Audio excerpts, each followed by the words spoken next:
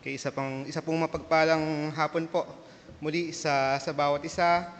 Isang kagalakan po ang muli ay maibahagi po ang salita ng Diyos sa atin sa hapong ito. Ito po ay biyaya at grasya po ng Diyos. Okay. Minsan po ba ay naisip po natin kung ano po yung buhay natin kung tayo ay nabuhay sa panahon nila Abraham, nila Moses, yung mga nauna po sa atin. Ano kaya yung buhay natin? Isa kaya tayo dun sa mga sumusunod sa mga utos o isa tayo dun sa mga pasaway or mga makukulit? So madalas po, naririnig natin dun sa mga matatanda yung gantong wikain. Sinasabi nila, mas maswerte yung buhay nyo ngayon kaysa sa buhay namin dati. Dati nga, piso lang yung baon namin. Di ba? Meron mga nagsasabi, naalala ko yung lola ko. Dati, wala na silang makain. Buti na lang, merong pumutak na manok. May nakita silang itlog. So, ganun kahirap po yung buhay dati. So, sinasabi sa atin ng matatanda na mas maganda yung buhay natin ngayon kaysa sa buhay nila dati. So, pinapakita lang yung contrast nung hirap nung buhay noon sa buhay natin ngayon. Pero as Christians, the truth is, we are truly blessed to live in our present age right now. So imagine, during the Old Testament time, so we have to offer lambs, bulls, rams, over and over again. We have to entrust yung ating sacrifice sa mga tao upang manguna sa atin. So what if yung mga tao na yun is may kasalanan? So it will affect our obedience. So we have to follow numerous laws. Di ba? Pag binalikan natin yung Leviticus, napakadaming batas na ibinigay sa kanila. At isang pagkakamali, it could be the end of our life, of your life. So sa panahon po natin ngayon, so although may mga bansa na mayroong mga death penalty na pag nakagawa ka ng kasalanan, it may the end of your life. Pero hindi na tayo yung pag nagkamali ka, is babatuhin ka ng bato hanggang sa mamatay ka. So wala na tayo doon. We're far from that. But the question is, na-appreciate ba natin yung buhay na meron tayo ngayon? Do we appreciate yung yugto ng buhay kung saan tayo inilagay ng Diyos? So, bakit ibinibigay ko yung mga gantong katanungan or isipin? So, mahalaga po ito upang mabigyan natin ng halaga at mapaalalahanan tayo dun sa mga katotohanan na pag-uusapan natin this afternoon. So, ang title po ng ating short message is Press On, the Reassuring Promise of the New Covenant. So, press on, the reassuring promise of the New Covenant. So, let's open our Bible in 1 John chapter 2, verses 1 to 2. And let me read in ESV. My little children, I am writing these things to you so that you may not sin. But if anyone does sin, we have an advocate with the Father, Jesus Christ, the righteous. He is the propitiation for our sins, and not for ours only, but also for the sins of the whole world. Sa Tagalog po, mumuntikong mga anak, ang mga bagay na ito ay isinusulat ko sa inyo upang kayo'y huwag magkasala. At kung ang sino man ay magkasala, ay may tagapamagitan tayo sa Ama, si Jesucristo ang matuwid. At siya ang pangpalubag loob sa ating mga kasalanan. At hindi lamang sa ating mga kasalanan, kundi ng sa buong sanglibutan din naman. So tayo po ay manalangin. Panginoon Diyos na makapangyarihan, muli o Diyos, kami ay humihingi ng tulong sa aming paglapit sa inyo sa pamamagitan ng inyong salita. Dalangin namin o Diyos na pagkalooban niyo po kami ng katalinuhan at kaalaman, Panginoon, pag-intindi, Lord, sa inyong mga salita. Gamitin niyo po ako na dalayan lamang po ng inyong pagpapala, Panginoon. Ngunit above from this, ang gusto namin ay mas makita namin kayo, mas mailuwalhati po namin kayo, mas mag-glorify po namin kayo, Panginoon. Mas mapaalalahanan kami sa inyong mga promises at mas tumibay, Panginoon, ang aming pananampalataya. Maging tulong ito, Panginoon, kung papaano kami lalakad sa mundong ito nang mayroong kagustuhan na mamuhay ng may kabanalan, may kagustuhan na sundin ang inyong kalooban, at may kagustuhan na kayo lamang ang maitaas sa aming buhay, Panginoon. Salamat, Lord, sa oras na ito. Ito po aming panalangin sa pangalan ni Jesus. Amen. Amen. So, ito po ay isinulat ni Apostol Juan bilang parte ng mas malawak na layunin na tulungan ang mga kapatiran upang kalabanin ang mga maling katuruan na lumalaganap during those time. So yun po yung goal ni Apostle John kung bakit niya isinulat yung letter na ito. Kasama na rin po dito ay mapagtibay yung pananampalataya ng mga kapatiran na yon at maging matibay yung kanilang paniniwala doon sa kaligtasan na mayroon sila. Sila rin ay hinihimok ni Apostol Juan na mamuhay ng mayroong kabanalan. At binigyan po niya ng diin ang ugnayan na meron ang bawat isa, bawat mananampalataya, una sa Diyos, at yung fellowship na tinatawag natin sa Diyos at sa bawat believers.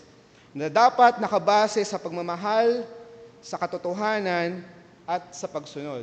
So yun po yung malawak na theme or yung goal ni Apostle John kung bakit niya isinulat ito.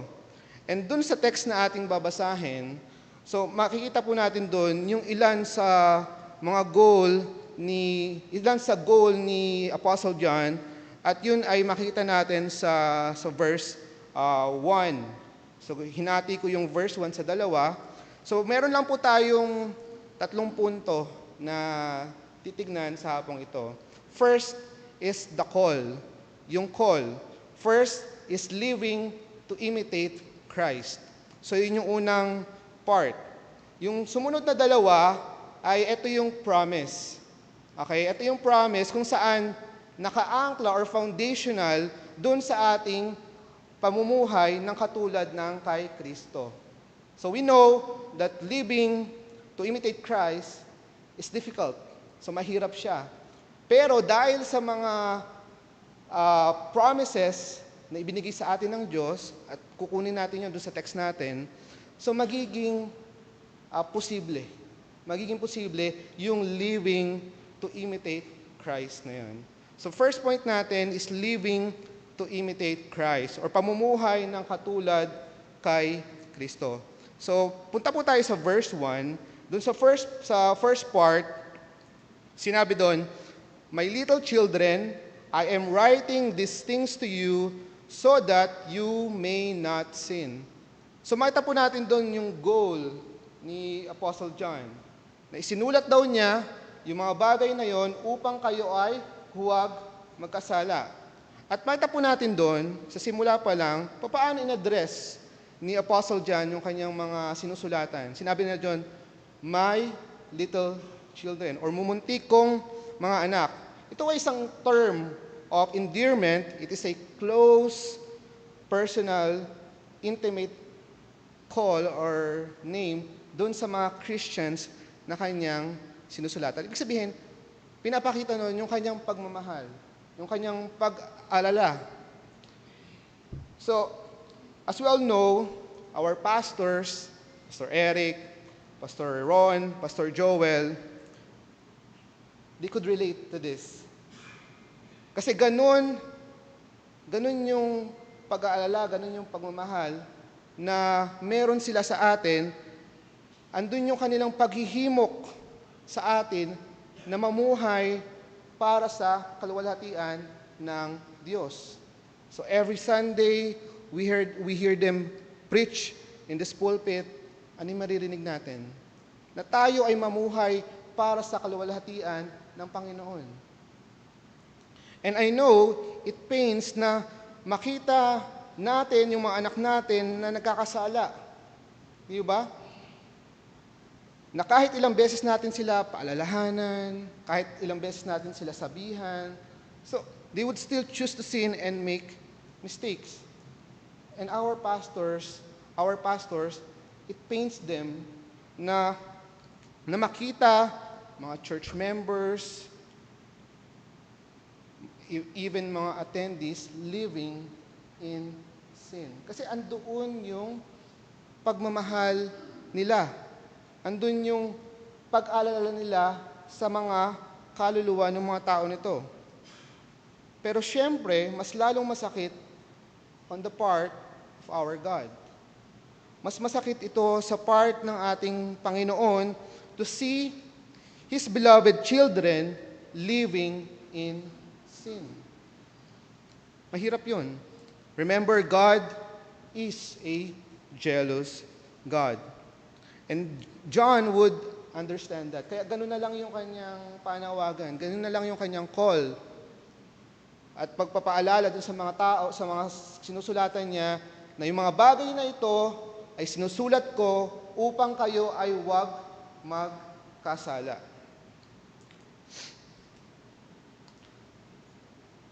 So, at ito ay pinapaalala ni Apostle John dahil ganun na lang yung panawagan, ganun dahil malinaw sa kanya yung kahalagahan ng pag-aalaga doon sa flock of God na ibinigay sa kanya. Kaya, wag na tayong magtaka kung bakit ganun na lang ka-concern yung mga leaders natin if ever meron tayong nagagawang hindi maganda. Not because gusto lang tayong parusahan or discipline, but because they care. They care for our well-being. They care for us. At isang way din yon ng pagsunod nila sa utos ng Diyos na alagaan kung sino man yung binigay sa kanila. And makita natin yun dun sa care na ipinakita ni Apostle John dun sa kanyang mga sinusulatan.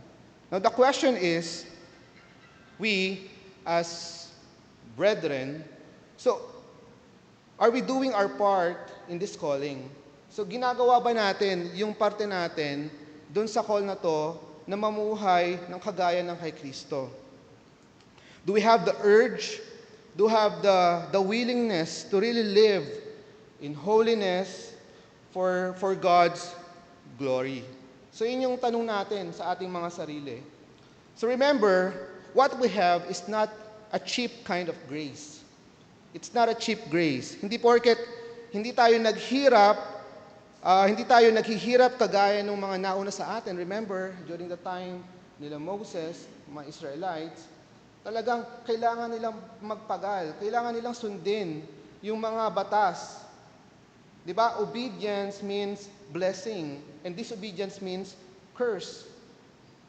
So, kailangan nilang magpagal para ma-earn yung favor ng Panginoon.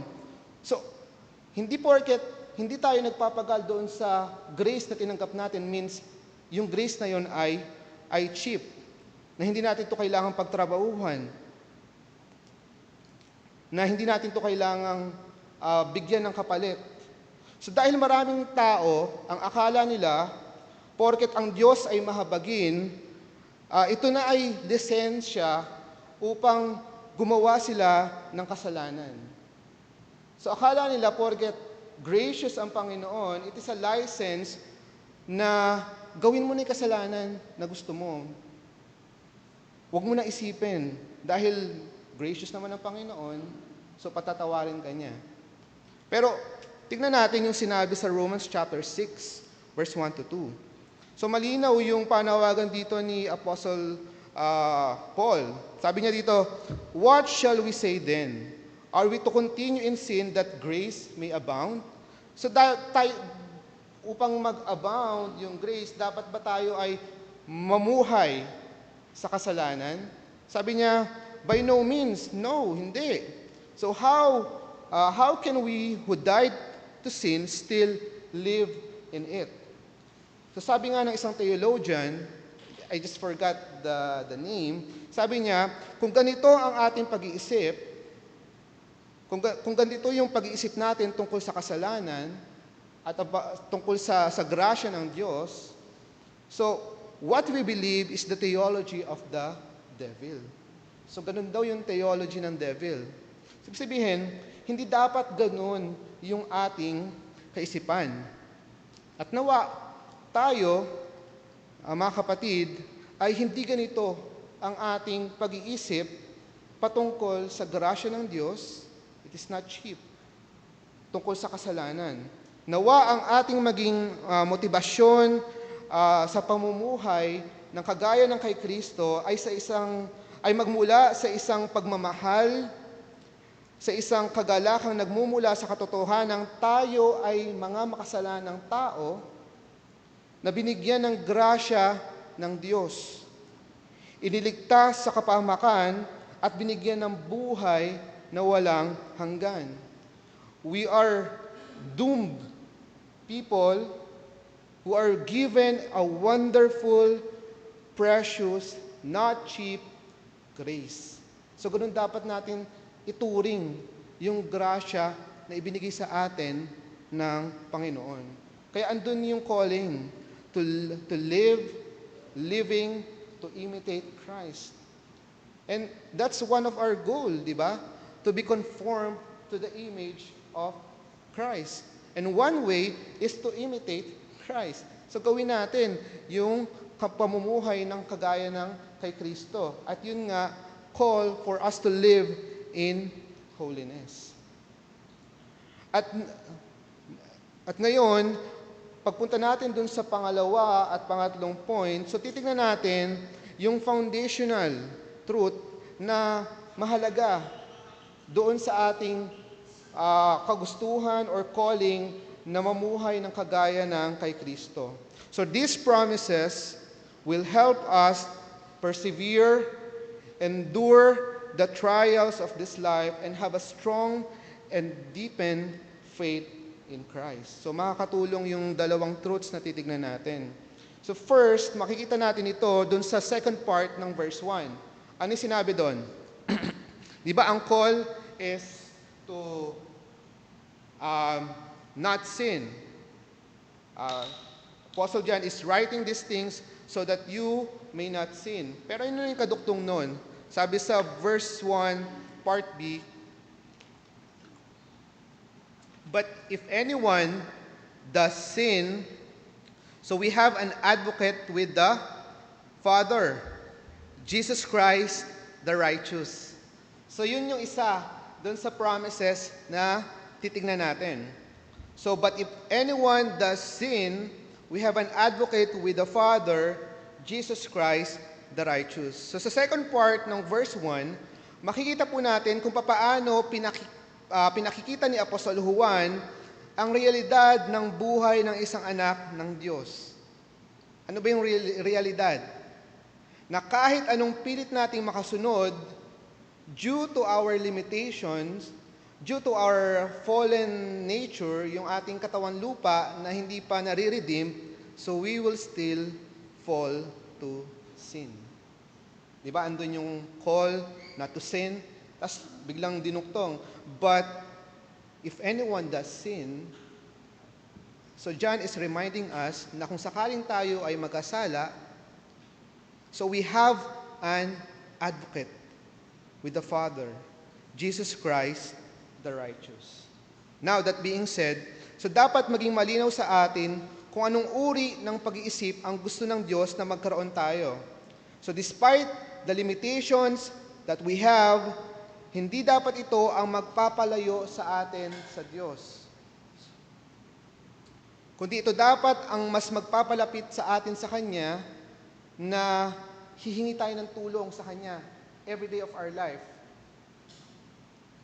Hindi yung kapag tayo ay nagkasala, so imbis na itago natin ito, imbis na lumayo tayo sa Diyos, i-isolate natin yung sarili natin sa kapatiran, maalala natin yung pangako ng Panginoon. So may previous chapters of 1 John chapter 1 verse 9, ano yung sinabi doon? If we confess our sins, He is faithful and just to forgive us our sins and to cleanse us from all unrighteousness. So napakaganda nung pangako na ibinigay sa atin ng Panginoon. Nakakalungkot kasi maraming Kristiyano, pag sila'y nagkasala, so ang ginagawa nila is nilalayo nila yung sarili nila. Ina-isolate nila yung sarili nila. So at hindi lamang po iyan, so ang basis kung bakit tayo patatawarin ng Diyos, okay, ay dahil kay Kristo. So malinaw po yung sinabi dun sa verse na binasa natin, but if anyone does sin, so we have an advocate with the Father, Jesus Christ, the righteous. So Christ is our Parakletos. So yun yung Greek word doon sa advocate, Parakletos. He is our advocate, He is our pleader, He is our intercessor, the one who speaks on our behalf to the Father. So Christ became our great and perfect high priest. So the reason why we can come to the throne of God boldly is because of Christ. Kaya tayo makakalapit sa trono ng biyaya ng Panginoon ay dahil kay Kristo. Siya yung tagapamagitan natin sa Diyos Ama. He is our perfect high priest. So His righteousness is perfect. He's able to fulfill the laws that we cannot keep. So can we imagine, if we are still in the old covenant, we need to rely on human obedience. We need to keep the laws that we cannot keep. Kailangan nating dumaan sa iba't ibang ritual just to earn God's favor. Kaya tayo ay dapat nagpapasalamat sa Panginoon dahil tayo ay Kanyang nililigtas. Andito tayo sa may punto ng buhay natin kung saan naranasan natin yung grasya ng ating Panginoon. At napakaganda pong isipin na si Kristo na nagbayad ng ating kasalanan, kung saan tayo ay naligtas sa ating mga kasalanan, ay hindi lang nananatiling tagapagligtas, kundi patuloy na gumagawa sa atin. Let me emphasize po, patuloy na gumagawa even up to this moment at hanggang sa katapusan ng ating buhay dito, siya ay gumagawa. Ano po yung sinabi sa Hebrews chapter 7? Medyo mahaba po, verse 22 to 28. Napakaganda po kasi ng verse na to. Dito natin makikita yung high priestly na trabaho ng ating Panginoon bilang tagapamagitan natin sa Diyos Ama. Sabi sa Hebrews chapter 7, verse 22 to 28, this makes Jesus the guarantor of a better covenant. So yun yung new covenant. The former priests were many in number because they were prevented by death from continuing in office. So before, ang daming priest. Bakit madami? Kasi hindi nila naitutuloy yung pag-offer. Kailangan may magtuloy kasi sila ay namamatay. But He holds His priesthood permanently pertaining to Christ because He continues forever. Consequently, He is able to save the uttermost those who draw near to God through Him. Since He always lives to make intercession for them. Sabihin, permanent yung high priestly na trabaho ni Jesus. For it was indeed fitting that we should have such a high priest, holy, innocent, unstained, separated from sinners, and exalted above the heavens. He has no need, like those high priests, to offer sacrifice daily. Hindi na daw kailangan mag-offer ng sacrifice daily. first for his own sins and then for those of the people, since he did this once for all when he offered up himself. For the law appoints men in their weakness as high priests, but the word of the oath, which came later than the law, appoints a son who has been made perfect forever. So yung trabaho ni Kristo na tagapamagitan natin sa Diyos Ama, that would endure forever. So forever yun. Walang katapusan. Kaya nga, hindi na natin kailangan mag-offer. Kasi andun na yung trabahong ginawa ni Kristo. Siya na yung ating perfect high priest. Kaya nga, pag tayo ay nagkasala, hindi na natin kailangan ng mga batas. We do not need the law anymore. We do not need any more rituals. Hindi na natin kailangan ng mga seremonyas na kailangan gawin. Hindi na natin kailangan ng pari. Di ba? Maraming iba, naniniwala sila na pag may kasalanan sila, sabihin nila sa isang tao, tapos yung tao na yun, dedirekta pa siya yung dedirekta sa Diyos. We don't need that. We don't need to isolate ourselves anymore. We don't need to hide from God. What we need is to rest on the truth that Christ is our advocate. He is our great and perfect high priest who sits at the right hand of God forever. He is the guarantor of the new and far better covenant. Kaya yung title ng ating message is Press On, the Promises of the New Covenant. And yun po yung pangalawa, Christ is our advocate. And lastly, sa ating pong third point, so He is our propitiation. So, atonement that is beyond Israel. Siya yung ating propitiation. So, atonement beyond Israel.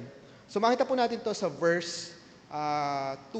Sabi doon, He is the propitiation for our sins, and not for ours only, but also for the sins of the whole world. Ito ang dahilan po kung bakit naiiba at perpekto ang pagiging high priest ni Jesus. Dahil hindi lamang siya ang nagiging tagapamagitan sa atin sa Ama, siya rin ang naging matuwid at perpektong hain para sa ating mga kasalanan. Di ba? During the Old Testament, andun yung mga priest. At sila yung mag-aalay, hahanap sila ng alay para ialay sa Panginoon. Pero dito, si Jesus na, yung perpekto nating Panginoon, siya na yung naging tagapamagitan natin sa Diyos Ama, at siya na rin yung naging alay para sa ating mga kasalanan. Propitiation from the word hilasmos means to appease, to satisfy. It highlights the wrath-bearing substitutionary work of Christ. So unlike the Mosaic sacrifice, which were continual, sabihin paulit-ulit, and insufficient, so Christ's offering is once and for all. Ano sinabi sa Hebrews chapter 10 verse 14?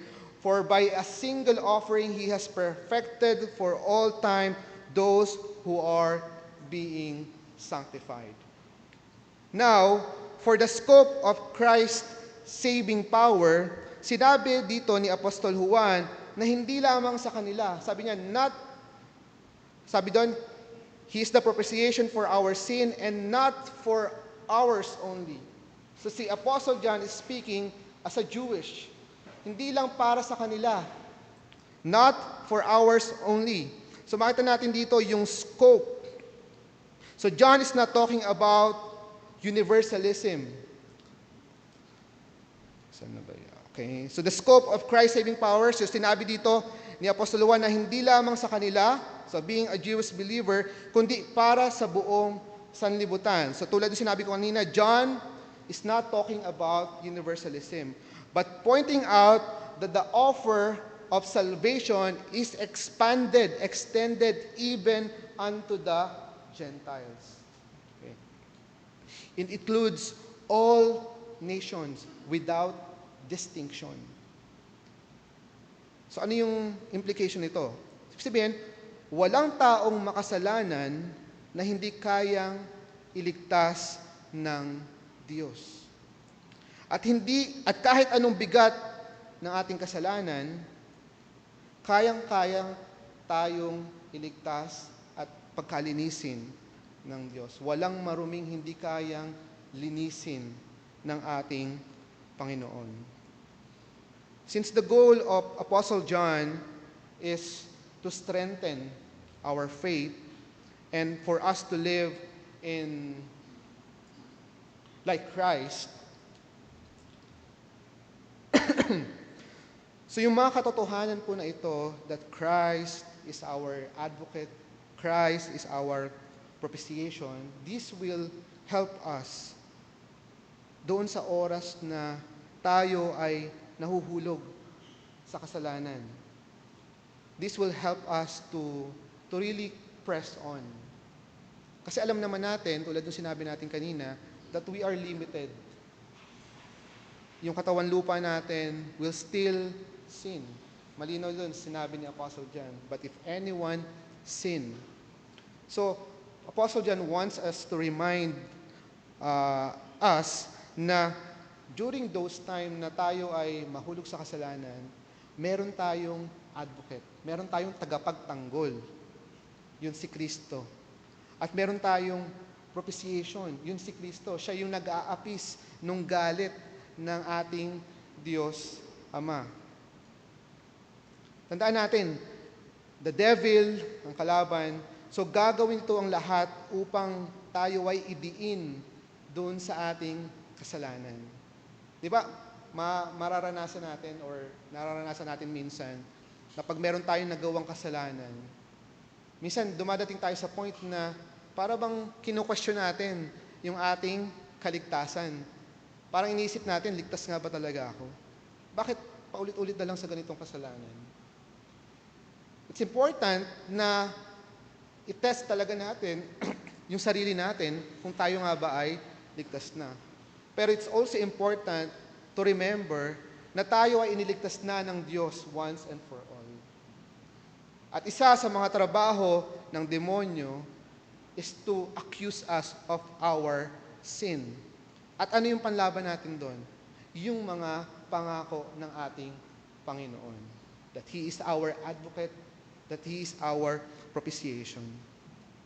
Sa mga panahon po na yon, sa mga panahon na tayo ay dumadaan sa mga ganitong pagsubok, nawa po ay maalala natin yung pangako ng Diyos.